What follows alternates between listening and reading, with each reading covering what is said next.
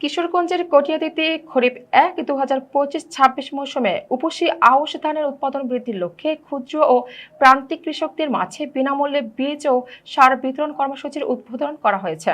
Senior staff reporter Mohammad জজিমিয়া জানান, শনিবার দুপুরে উপজেলা পরিষদ হলরুমে উপজেলা কৃষি সম্প্রসারণ অধিদপ্তরের আয়োজনে এই কর্মসূচির উদ্বোধন করা হয়। উপজেলা নির্বাহী কর্মকর্তা শামিমা আফরোজ মার্লিজের সভাপতিত্বে অনুষ্ঠানে প্রধান অতিথি হিসেবে উপস্থিত ছিলেন কিশোরগঞ্জ ২ আসনের সংসদ সদস্য অ্যাডভোকেট জালাল উদ্দিন। অনুষ্ঠানের শুরুতে স্বাগত বক্তব্য দেন উপজেলা কৃষি কর্মকর্তা শফিকুল ইসলাম ভূঁইয়া। এই কর্মসূচির আওতায় উপজেলার ৪,০০০ ক্ষুদ্র ও প্রান্তিক কৃষকের মাঝে জনপ্রতি ৫ কেজি ধান বীজ, ১০ কেজি ডিএপি সার এবং ১০ কেজি এমওপি সার বিনামূল্যে বিতরণ করা হয়। এ সময় আরও উপস্থিত ছিলেন উপজেলা বিএনপির সভাপতি ও সাবেক মেয়র তোফাজ্জল হোসেন খান দিলীপ, সাধারণ সম্পাদক আরিফুর রহমান কাঞ্চন সহ স্থানীয় জনপ্রতিনিধি ও রাজনৈতিক নেতৃবৃন্দ।